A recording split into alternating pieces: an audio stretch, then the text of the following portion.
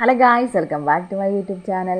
കളവ് നടന്ന കള്ളന്മാർക്ക് ഉറക്കമില്ലെന്ന് പറയുന്നത് റബ്ബർ വെട്ടുകാരൻ്റെ വീട്ടിലത്തെ അവസ്ഥ ഇതാണ് കേട്ടോ. കറക്റ്റ് 3 മണി തൊട്ട് ഇങ്ങനെ എഴുന്നേറ്റ് കിടക്കണം കേട്ടോ. പക്ഷേ എന്നോട് ചേട്ടായി 3:30 തൊട്ട് ഏൽക്കാൻ പറഞ്ഞാൽ ഞാൻ കറക്റ്റ് 4 മണിയാവാതെ എഴുന്നേൽക്കുകയല്ല കേട്ടോ. സമയം കറക്റ്റ് 4:15 ഞാൻ മുഖമൊക്കെ കഴുകി വന്നപ്പോഴത്തേക്കും അത്രയും നേരമായി കേട്ടോ. അപ്പോൾ ഞാൻ വന്ന വഴി കൊണ്ടുപോകാനുള്ള വെള്ളം ഞാൻ കിറ്റിലിനകത്ത് വെച്ചു കേട്ടോ. വെള്ളമല്ല, ചായയാണ് കൊണ്ടുപോകുന്നത്.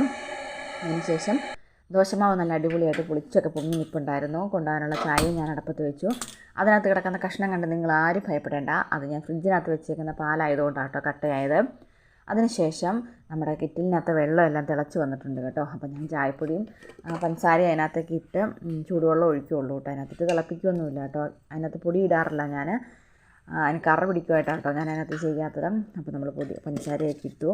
ചെറിയൊരു എന്താ പറയുക, മധുരത്തിൻ്റെ ചെറിയൊരു ഇത് പോയാൽ മതി കേട്ടോ. ഒത്തിരി മധുരമൊന്നും വേണ്ട.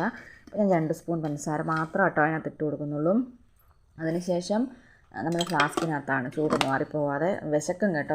റബ്ബറൊക്കെ വെട്ടി പാലൊക്കെ എടുത്ത് വരുമ്പോഴത്തേക്കും നല്ലപോലെ വിശക്കും. അത് വിശപ്പെന്ന് പറഞ്ഞാൽ ഒരു തരം ആർത്തി വിശപ്പാണ് കേട്ടോ. നമുക്കത് എന്ത് കഴിച്ചാലും തീരില്ലത്. ഞാൻ പാലെടുക്കാൻ പോയി കഴിയുമ്പം എനിക്കും ഭയങ്കരമായിട്ട് വിശക്കും കേട്ടോ.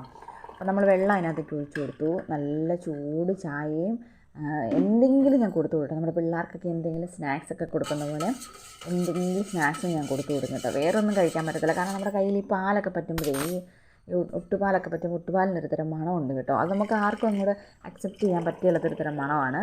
പക്ഷേ എനിക്ക് കുഴപ്പമൊന്നുമില്ല. ചിലർക്ക് നമ്മളിപ്പം പരിചയമില്ലാത്ത ആൾക്കാർക്ക് അല്ലെങ്കിൽ അതിൻ്റെ ഒരു മണം എന്ന് പറഞ്ഞാൽ ഭയങ്കര ഒരു സ്മെല്ലാണ് കേട്ടോ. അത് ആർക്കും വലിയ പിടിക്കുന്ന മണമൊന്നുമല്ല.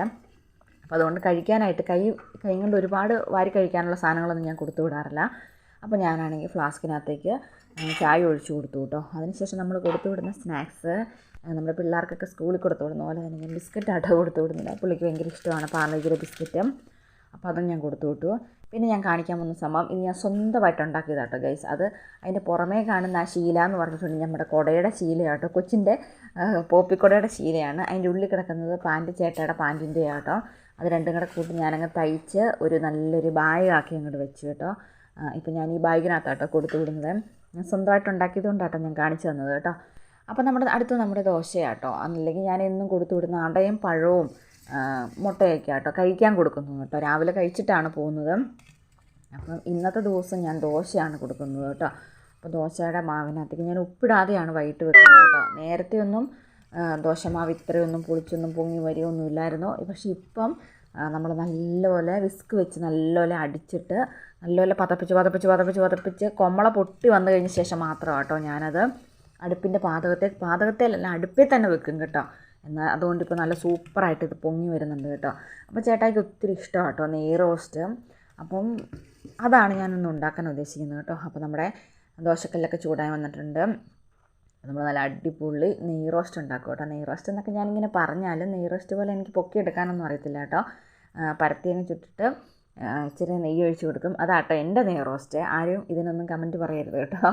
അപ്പോൾ നമുക്കറിയാവുന്ന പോലെയല്ലേ നമുക്ക് ഉണ്ടാക്കാൻ പറ്റത്തുള്ളൂ. അപ്പോൾ നമ്മുടെ ഒരു 3-4 ഞാൻ ഉണ്ടാക്കിയാലും അതിൽ 2 ആ മനുഷ്യനവിടെ വെച്ചിട്ട് പോകും കേട്ടോ.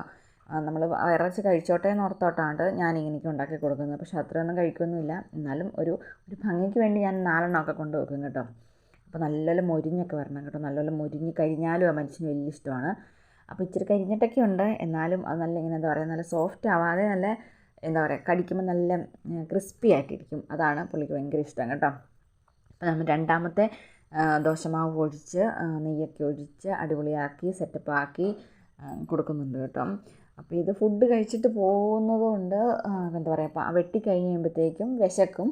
അന്നേരം കേട്ടോ ഈ ചെറിയ സ്നാക്സൊക്കെ കൂട്ടി കാപ്പി കുടിക്കുന്നത്. പിന്നെ വന്നു കഴിയുമ്പോൾ ചോറാണ് കഴിക്കുന്നത്. അന്നേരം വരുമ്പോഴത്തേക്ക് ഏകദേശം 10-11:30 ആകും കേട്ടോ. അപ്പോൾ ഉച്ചയ്ക്കത്തെ ചോറിന് പകരം പുള്ളി ആ സമയത്താട്ടോ ഫുഡ് കഴിക്കുന്നത്. പിന്നെ അത് കഴിഞ്ഞ് പുള്ളി എന്തെങ്കിലും പണിക്കൊക്കെ പോകും കേട്ടോ. അപ്പോൾ രണ്ടാമത്തെ ദോശ നമ്മൾ റെഡിയാക്കി. അപ്പോൾ നമ്മൾ പാലടപ്പത്ത് വെച്ചിട്ടുണ്ടായിരുന്നു കേട്ടോ. അപ്പോൾ പിള്ളേർക്കുള്ള പാലെല്ലാം ഞാനെടുത്ത് മാറ്റിയൊക്കെ വെക്കുന്നുണ്ട് കേട്ടോ. ഇതെല്ലാം ഞാൻ തന്നെ ചെയ്യുന്നത് കൊണ്ടും എൻ്റെ കയ്യിലാണ് ഫോൺ ഇരിക്കുന്നത് കൊണ്ടും ആട്ടോ നിങ്ങളിതൊന്നും കാണിക്കാത്തത്. അപ്പോൾ നമ്മൾ ദോശയെല്ലാം ചുട്ട് കഴിഞ്ഞു. രാവിലെ എഴുന്നേറ്റ് വരുമ്പോൾ തന്നെ ഒരു ഉറക്കച്ചടവാണ് കേട്ടോ. കാരണം ഭയങ്കര മടിയാണ്. നമ്മൾ നല്ല ഉറങ്ങുന്ന സമയത്തല്ലേ നമ്മൾ എഴുന്നേൽക്കുന്നത്. അപ്പോൾ പിന്നെ ഭയങ്കര ഒരു ബുദ്ധിമുട്ടാണ് ഈ ഉറക്ക സമയം കേട്ടോ. കുറച്ച് നേരത്തെ ബുദ്ധിമുട്ടേ ഉള്ളൂ കേട്ടോ. അതിനുശേഷം പിന്നെ നമ്മൾ ആ ഒരു സാഹചര്യമായിട്ട് അങ്ങ് പൊരുത്തപ്പെട്ട് പോകുന്നുള്ളൂ കേട്ടോ. അപ്പോൾ നമ്മുടെ ദോശയൊക്കെ നമ്മുടെ റെഡി ആയിട്ടുണ്ട്. അപ്പോൾ ഞാൻ പിള്ളേർക്കുള്ള പാൽ ഊറ്റി മാറ്റി വെച്ച് കേട്ടോ. അതിനുശേഷം നമ്മുടെ ചായയൊക്കെ നല്ലൊരു അടിപൊളിയായിട്ട് അങ്ങോട്ട് തിളച്ച് വരുന്നുണ്ട് കേട്ടോ. ആരും ചായയുടെ എന്താ പറയുക വെള്ളത്തിൻ്റെ നോക്കണ്ട കേട്ടോ. നമ്മളിവിടെ പാല് മേടിക്കുന്നതിനകത്ത് നിറയെ വെള്ളമാണോ പാലിൻ്റെ ഇതാണോ എന്നൊന്നും അറിയത്തില്ല.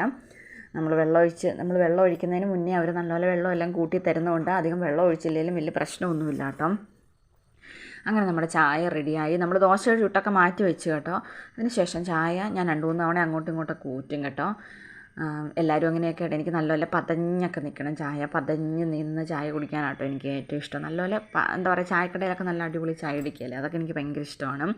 നല്ല കടുപ്പവും വേണം, നല്ല മധുരവും വേണം കേട്ടോ. പിന്നെ ഒരു ഇച്ചിരി വെള്ളമൊക്കെ കൂടുതലാണ് കേട്ടോ.